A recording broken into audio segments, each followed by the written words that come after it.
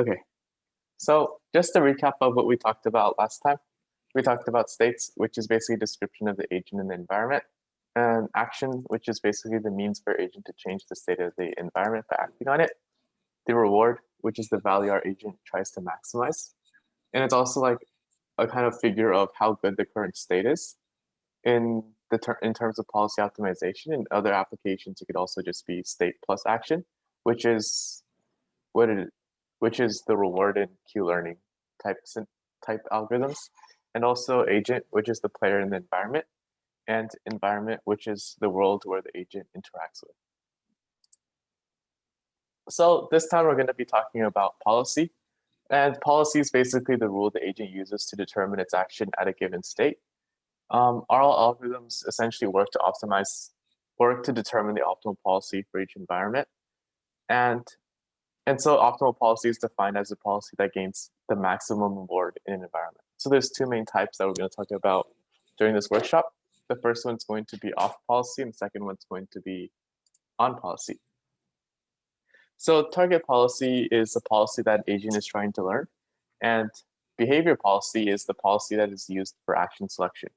So for example, in this picture of this like 4x4 square, the behavior policy is basically at each of these like square grid places, they can either go like up, left, right, or down. Whereas the target policy is going to just specifically be just to get to this specific target location. That's like the main difference between them. And these two different types of policies are going to be really important when we discuss off and on policy. So on policy is when the target policy is like the same as the behavior policy. And in other words, basically means that the same policy is used for action selection and the policy being learned. And the benefits of this is that it has really stable learning in the sense that once it has the same policy and it'll just like continuously optimize that policy over time, which is why it's really stable. And it has non-continuous exploration as later on during the policy, there's going to be like, it's not going to be oscillating as much, or there's not going to be as many places, like different places that it's going to be, because it's always finding like a quote unquote local maximum. And it's basically just going to be optimizing the exploration in that area. And basically as a result of that, it's less likely to learn an optimal policy. And some examples of these are policy gradients, SARSA, A2C, PPO, and TRPO. And this is just like the pseudocode for SARSA, which is one of the on policy algorithms. And the key thing to note here is this function where it's like Q is the, I think Q is the,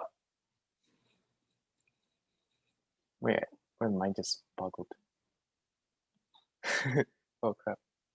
Okay, so basically this is like a function that says that depending on the current state in action, plus the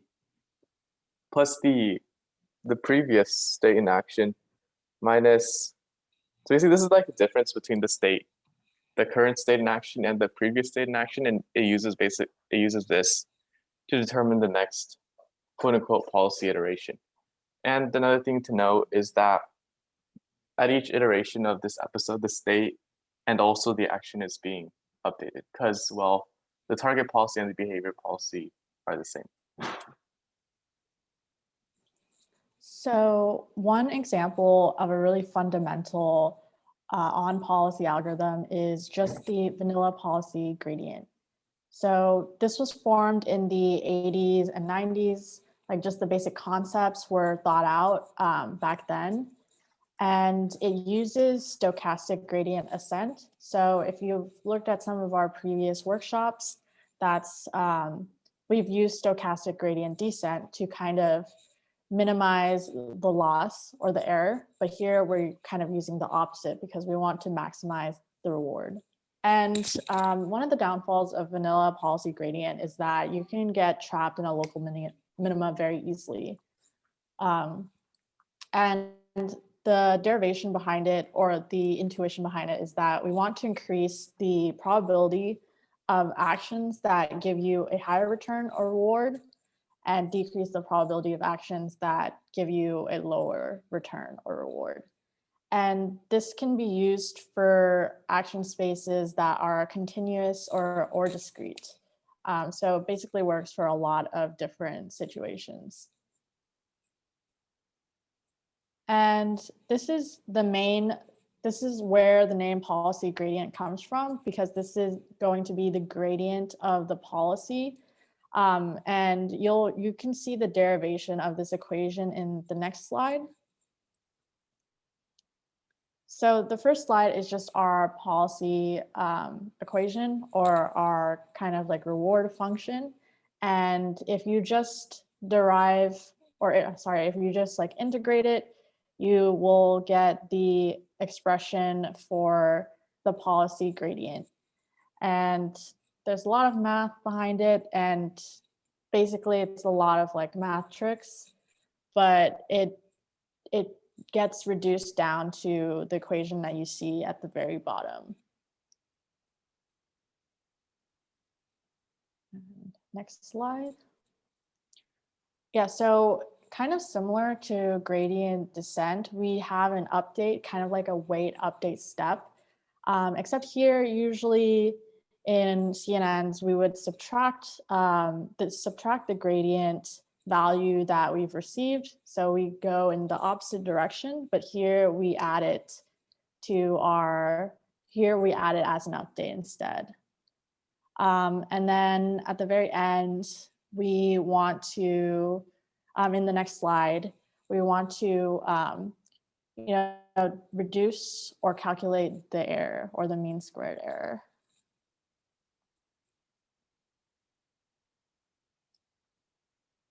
And then another algorithm you may have heard about if you checked out our reading group from last week is PPO.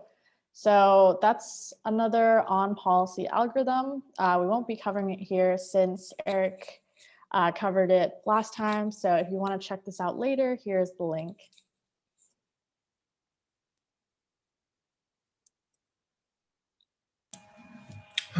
Okay, so the next on-policy algorithm that we are going to look at is the trust region policy algorithm. This is another model-free and an on-policy algorithm. The main point, or the main matrix that this algorithm uses, is that it guarantees, or it has a proven monotonic improvement. This means that no matter what your next step is, it's always going to be better than your previous step. And since we have this guarantee, what we do is we take larger steps. So the other policy gradients is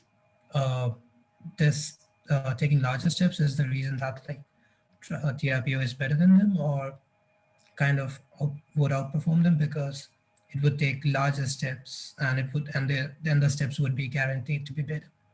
So, and this math, we're going to look at this math in the next few slides, but basically this is I would say the backbone of this algorithm is that it has guaranteed improvement, and since it has guaranteed improvement, you can actually go further than you can in the other algorithms.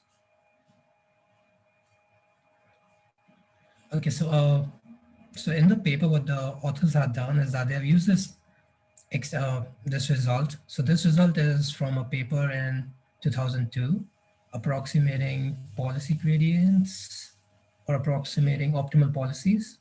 I could not link to this paper because I had to send a request to the authors and was not available on RxV, I don't know. And so I couldn't link it, but you can take a look at this paper if you want. But basically, this is the result that they use. And the thing, what they want to do is, this algorithm is for mixture policies, but you are going to rarely use them. So what you want to do is you want to make sure that this proof, or like this mathematical statement, also holds for stochastic policies. And so to make sure that happens, what they do is, instead of this alpha square term, which is kind of like a measure of how different things are, they use the distance, or like the total variation divergence, which basically means how different are the two policies that we are going to look at. And then later on, they replace this measure for distance with KL divergence. They also have a proof in the paper which tells you that why this replacement is valid. And if you look at it, it's a pretty simple proof because of the definitions of KL divergence and total variation divergence. Uh, this replacing total variation divergence with KL divergence also works. So let's look at the next slide. All right, so now what they have done is basically from the original algorithm or like the equation that we saw previously, the constant is basically whatever the 4 epsilon term or the 2 epsilon term that you had seen. And instead of the alpha squared term, they have the distance, or not the distance, but that distance is, it's not exactly the distance. It's basically a measure of difference between two probability distributions. And the distributions are basically the policies themselves. So the problem now arises is that, okay, this is a nice algorithm that we have, right? It's guaranteed to be monotonically improving itself. But the problem is that this policy, the C that we have, the constant, it's very hard to decide what constants to use.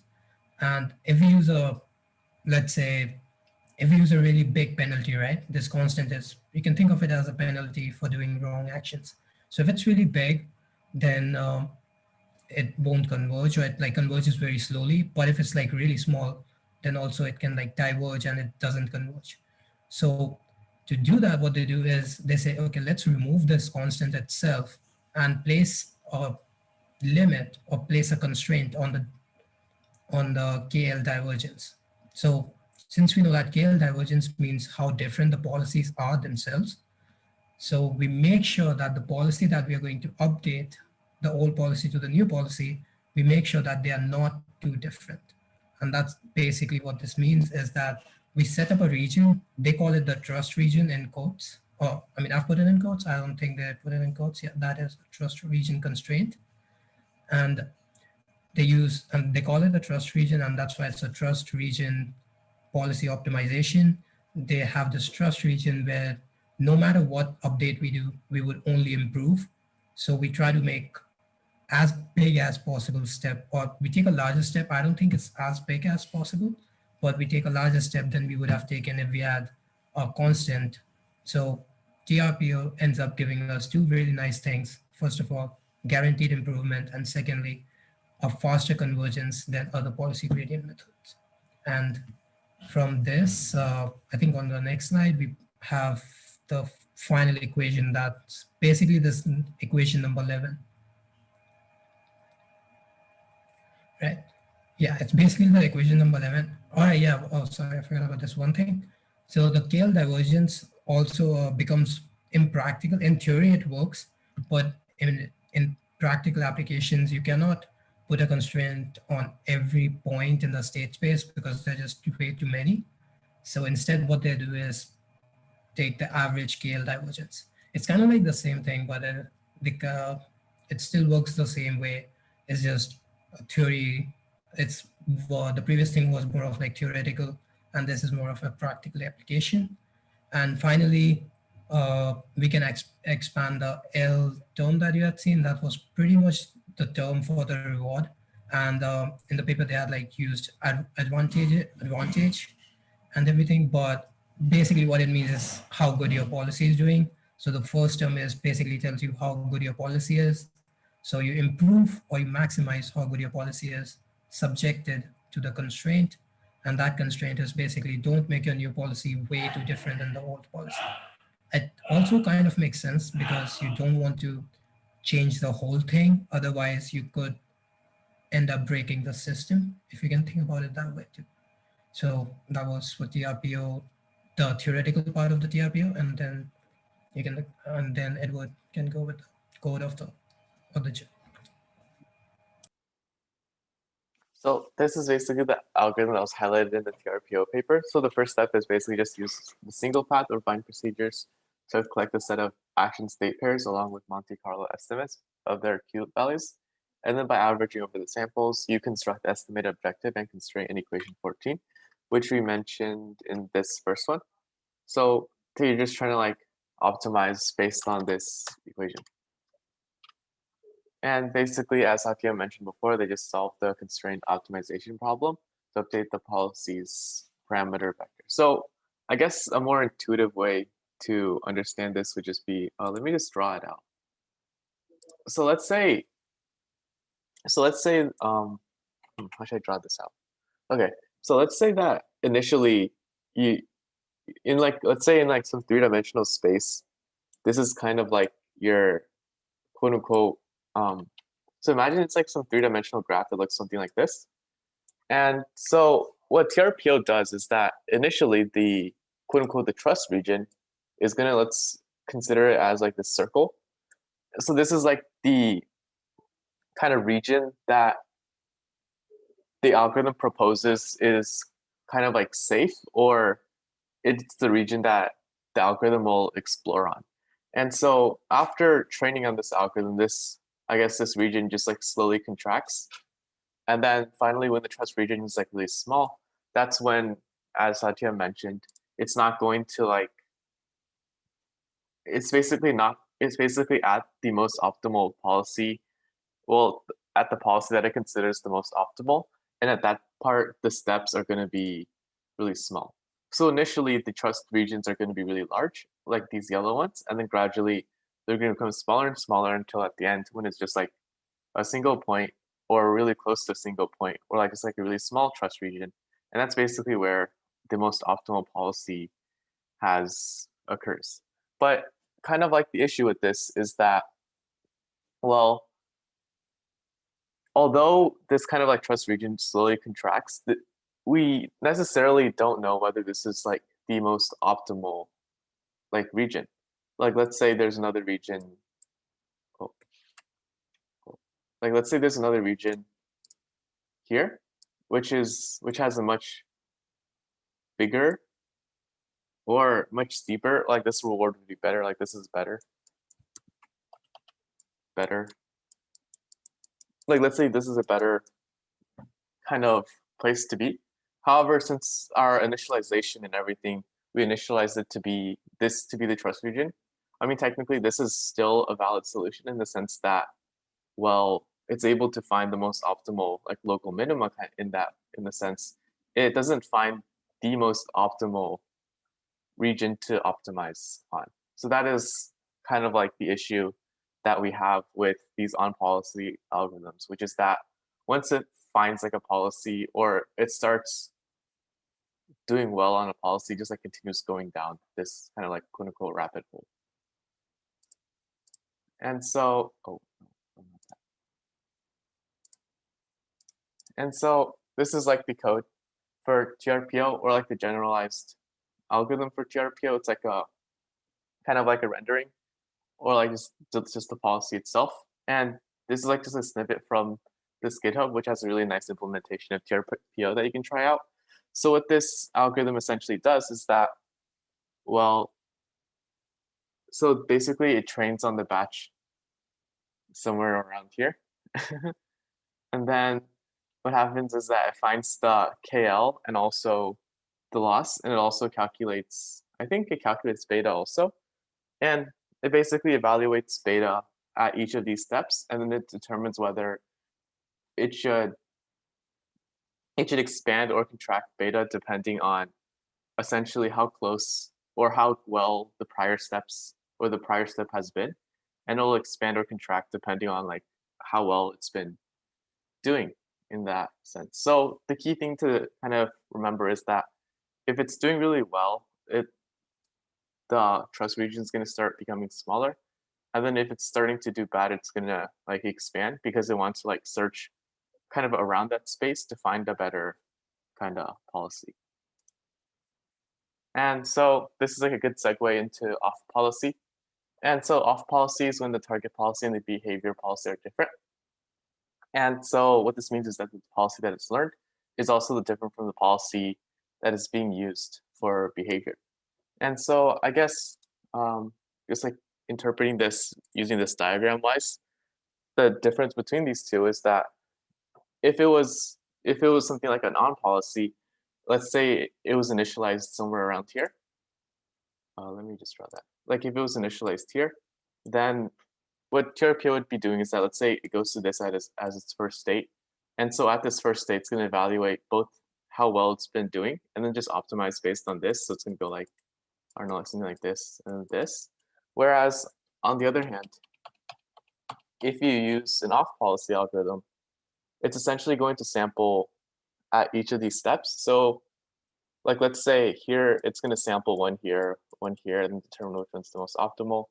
And it's basically, it records much more information in that sense, where it determines the most optimal at each of these states, instead of just finding like the best at a specific state, if that kind of makes sense.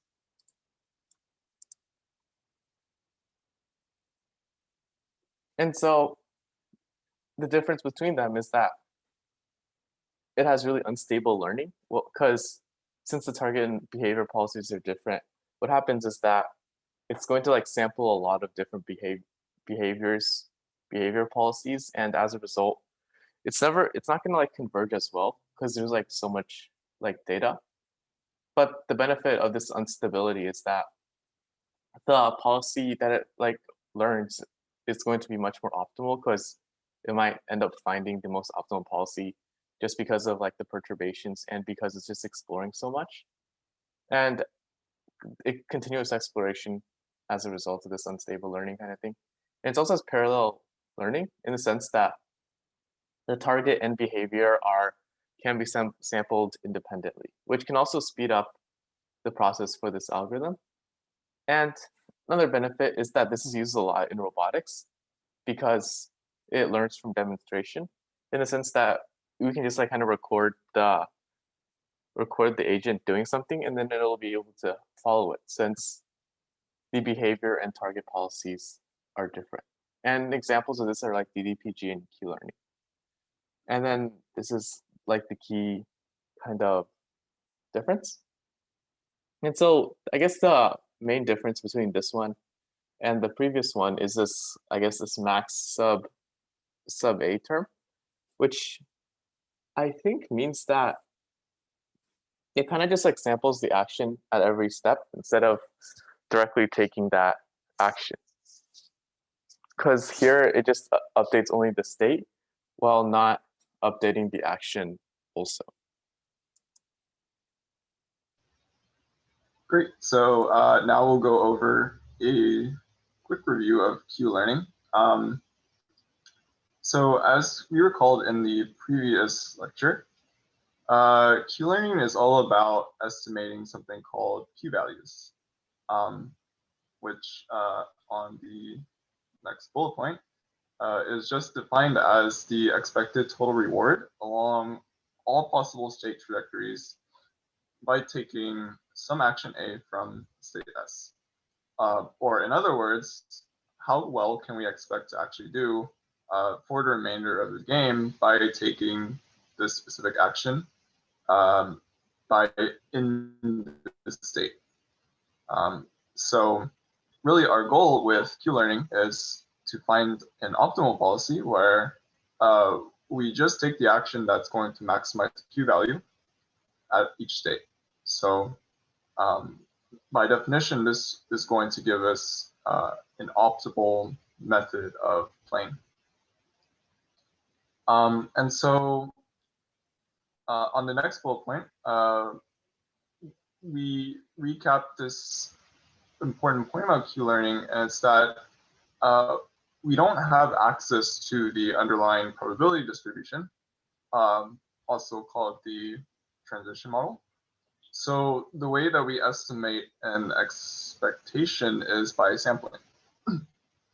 It would be the same thing as if I gave you an unfair die where certain sides were weighted more than others, and you had to sort of rediscover what the probability of landing on each side is. Well, the only way you could practically do that is just by rolling the die a bunch of times, and in the long run, it will converge to the right probabilities. And so that's basically what QLearning does. So with QLearning, we follow these steps. So the first step is to start with garbage values of Q.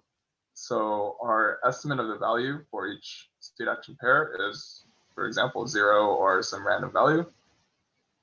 And at each state, we're just going to have our agent take some action A. And we explained last time that it follows a epsilon greedy procedure where with some probability epsilon, it's going to take some random action. And with probability 1 minus epsilon, it's going to take the greedy action, the one that maximizes the Q value. And once we take this action from our epsilon greedy policy, then our environment will respond with state as prime with some probability that we don't have access to. And using this information, then we can incrementally update our estimate of the Q value via a greedy policy. And this greedy policy has this form, which was shown on the previous slide. Basically, this form has a very particular name called temporal difference. And basically, you can kind of think of it as you're estimating this average value, but you're trying to do it after you get each observation, after you take each dice roll, for example, in the example I gave previously. And so this is the way you would do it.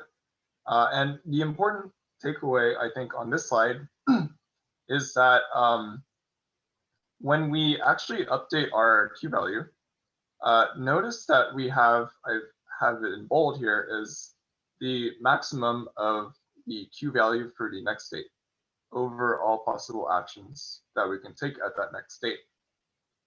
And this is significant because this is following a greedy policy, right? So in all cases, we just take the maximum action to update our Q value.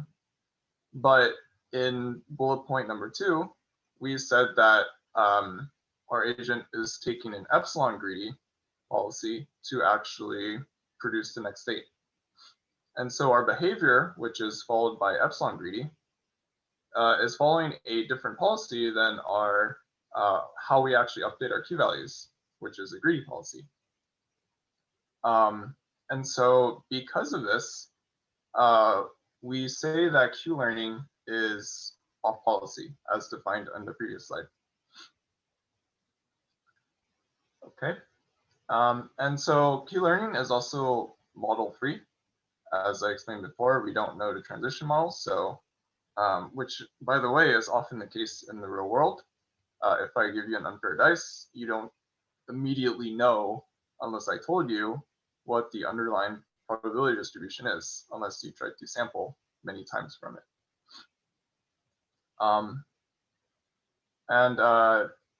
Yeah, so in the next point, actually the next 2 points, I basically just also explain how it is off policy again, but I pretty much already recapped that in the previous slide.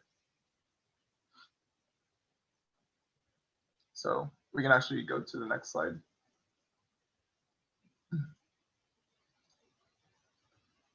So so that was QLearning, and QLearning is one algorithm that is off policy, which again just means that our behavior policy is different from how we're actually updating our target values. And so DDPG is also an off policy algorithm that is also model free. So again, we don't know the probability distribution, and we are trying to estimate it via sampling. But in this case, we introduce neural networks into the algorithm. And the reason why we do this is the same as why we would do it for any other algorithm in RL.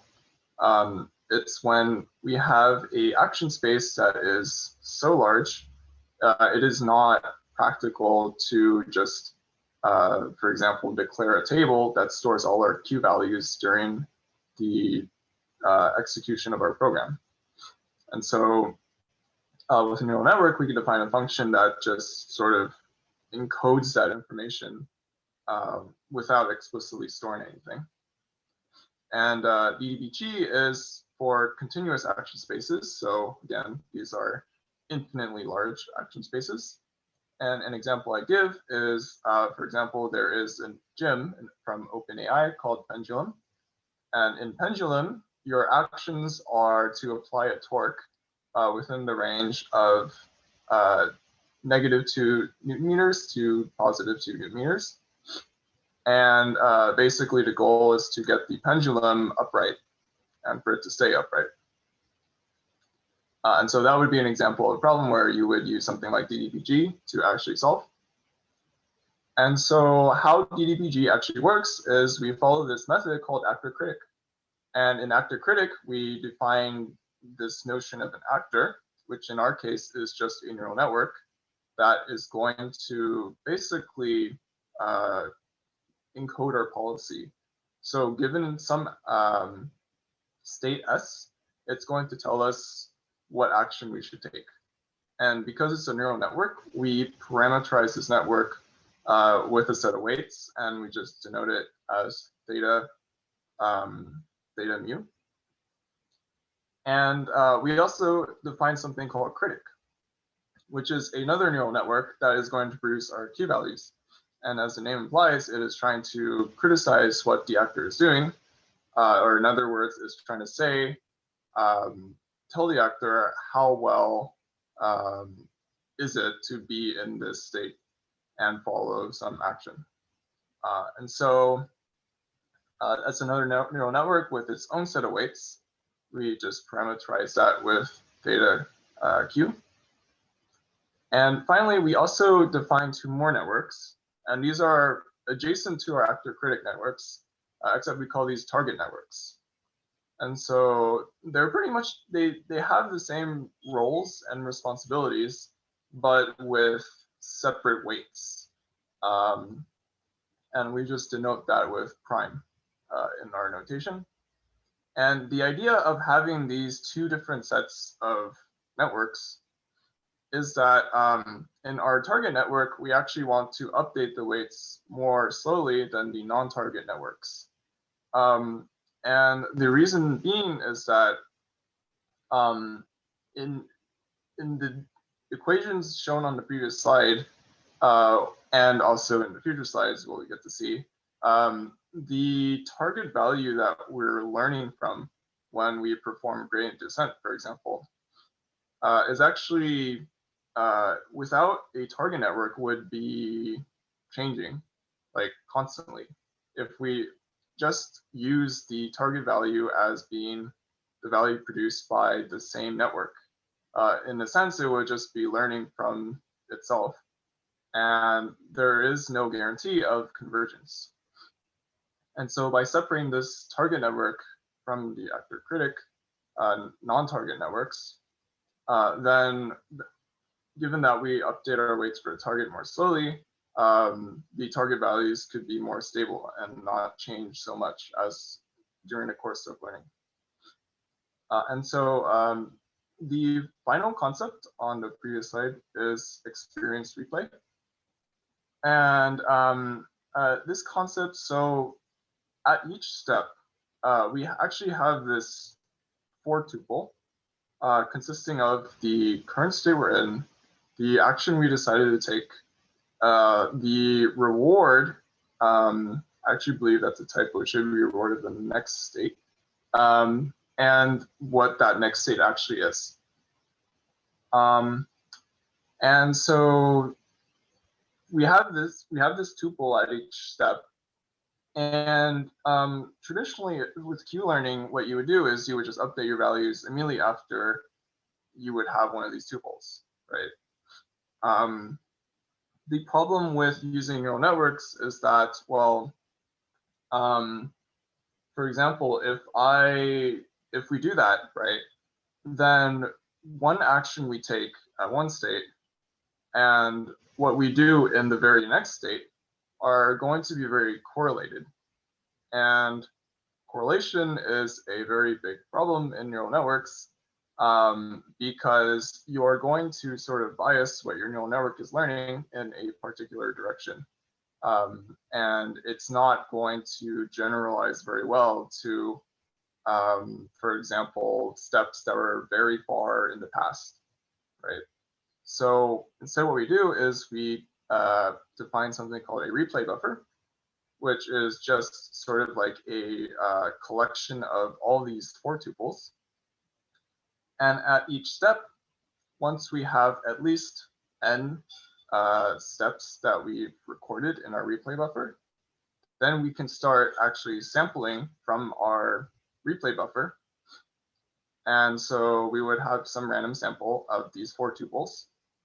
And using the sample, then we would perform gradient descent, as opposed to just one for tuple after each step. And so this, if you do this, you'll be able to sort of learn from experiences that are not just in the previous step, right? So you'll be able to learn from experiences that are very far apart from each other, and therefore likely to be much less correlated with each other. And so the idea is that your models start to learn better, it's going to be able to generalize better, and that apparently is the behavior we see with DDPG. So in this slide and in the next few slides, we just kind of go over the algorithm that is put forward in the paper. Given what we've gone over so far, it is actually pretty straightforward to analyze, but we'll go through it step by step. So in the first 3 lines, we just initialize our networks, obviously with some random garbage weights. We initialize both our target networks and our non-target networks, and of course our replay buffer to collect their experiences. And then in the for loop, we actually do our learning, right? So for episodes 1 to m, these are just our epochs. And you'll note that there's this sort of fancy n, which denotes this random process or this random walk, where at each step in our learning algorithm, we're actually going to get from this random process a little bit of noise to add to our actions that we are taking. And so in the next slide, we explain that this noise is added to our action to encourage exploration.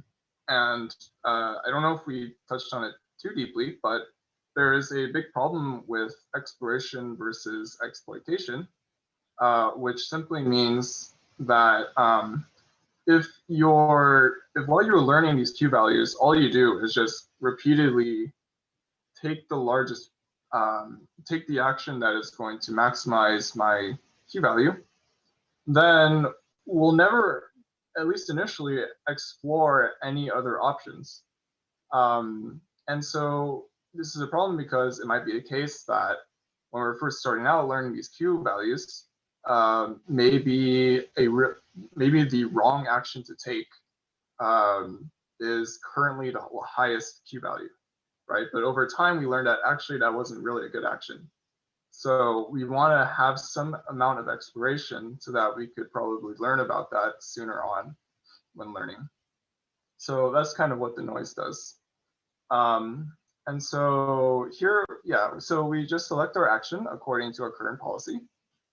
And then we take that action and our environment responds with a reward and the next state. And so now we have this for tuple that we store in our replay buffer. And after we have at least n experiences in our replay buffer, then we can actually start to sample. And this is where the actual learning happens. So we're going to sample some n amount of what they're referring to as transitions or experiences.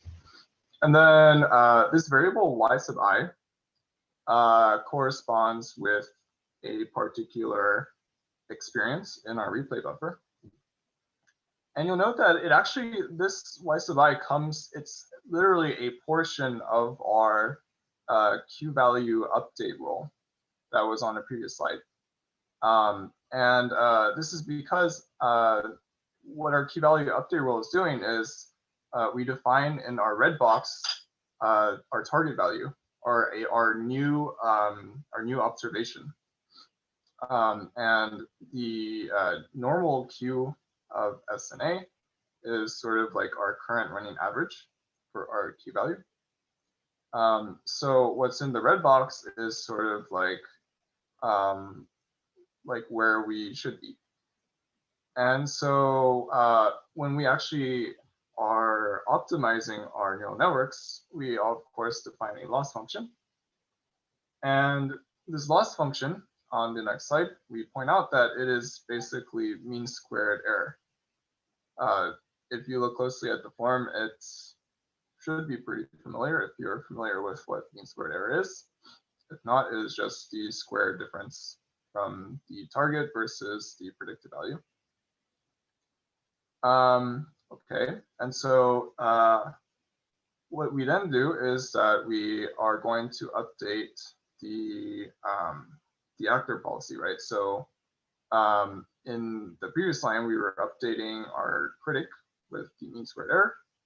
In the next line, we are also updating our actor policy. And when updating our actor network, we're going to use our loss function is going to follow policy gradient, which I don't believe we've showed the derivation yet, but the components here we have shown, right? Like this is just the gradient of the Q value, which we know, which we've defined what the Q value is, times the gradient of our actor network. So you know what those are, and so you can just take it as fact that policy gradient is the product of those. And then finally, we are going to update our target networks. And this is where really the whole point of having separate target networks comes into play. So in the next slide, we have this important point where you'll note that there are these parameters. Well, there is one parameter called tau, and it's sort of in front of our non-target networks. And 1 minus tau is in front of our target networks. And so if you think about it, if tau is very small, then the coefficient in front of our target networks is going to be very large. And at the same time, our coefficient in front of the non-target networks is going to be very small. And so what that means is that when we're updating our target network parameters, the previous target network parameters are going to dominate the new value, right? Like a majority, for example, if tau was 0.01, then 0.99 of the new parameters, or in other words, 99% of our new parameters are going to come from our previous value. And only 1% is going to come from our non-target networks. And so effectively what this is doing is that it's getting guidance from our non-target networks, but it doesn't give it too much weight, right? So eventually, over many iterations, it will, things will add up and we will have a much different target network parameter set. But it will take a very long time at this rate, right? If we set tau to be very small. And so, yeah, so that is the algorithm. And in the next slide, Edward will go over the code for how this is implemented. Yeah, so basically the code is exactly as Jason talked about, with the different types of the actor and the critic networks and also the target networks. But I just kind of wanted to point out that, well, the code for this is pretty complicated. Like that's the main thing. And so kind of like what happens here in this code is that starting from like this line, it just takes like the target actions, and then this predicts the next action batch, which is plugged into the critic network.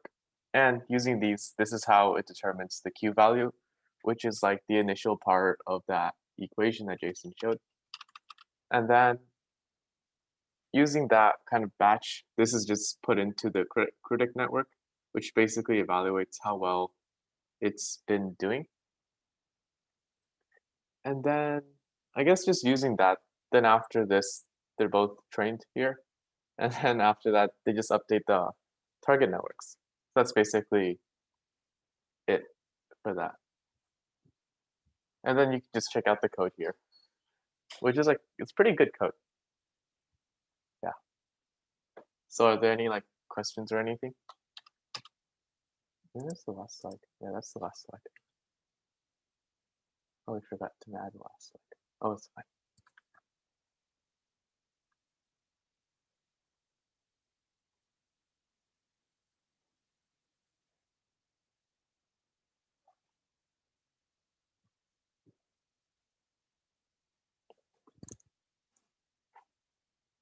What do you mean, bro? I'm not. I can't do this math. This math is too complicated. Wait, teach me how to do these funky math stuff. I guess, okay, to be honest, the high level idea with these algorithms is that you can probably just use them. Yeah, I don't think, I mean, understanding how they work is pretty important, but the most important part is probably like visualizing how they work. And then, yeah, like visualizing with RL, it's really difficult, or at least the easiest way to understand RL is just like visualize, like, just like kind of like visualize how these different algorithms work. And that's like the main, I guess, idea. There's like a really neat diagram. I'm just not sure where to find it about how all these work. It's especially, oh, let me try to find it actually.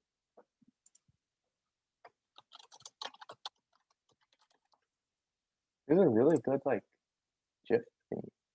Yeah, see, look, it goes big and then gradually becomes smaller. And then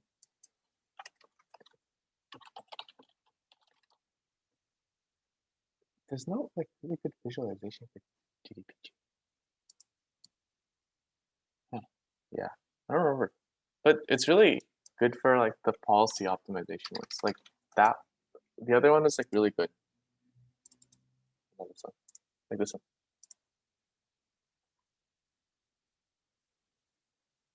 Yeah, like this is like a really cool diagram because it shows how, oh, at the start it's like massive and then just becomes really small.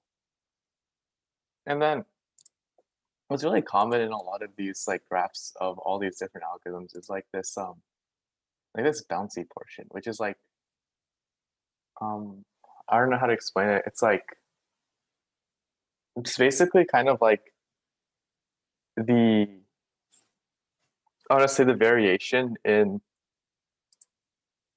learning in the sense. Like the algorithm could generally like vary between this area, and this is like kind of like the average success rate, if that makes sense.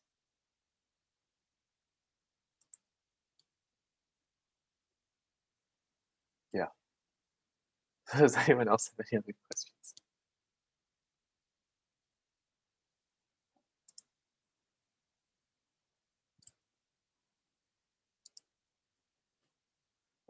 Wait, Jason, are there any like optimizations on DDPG? Because I feel like there's like a lot of work on the policy optimization side with like PPO and soft actor critic or something like that.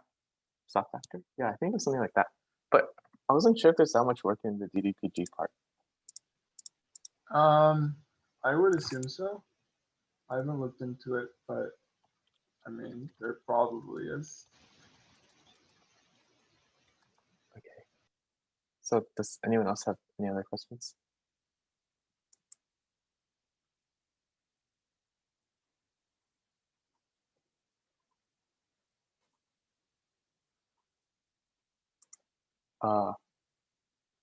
The code for this event, I think Catherine had it.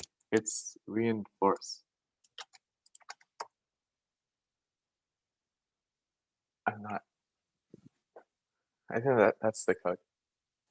And the code for the environments themselves is this one. And where's the other one? And this one's for PPO. It's really good. What if I set this space? Also this one.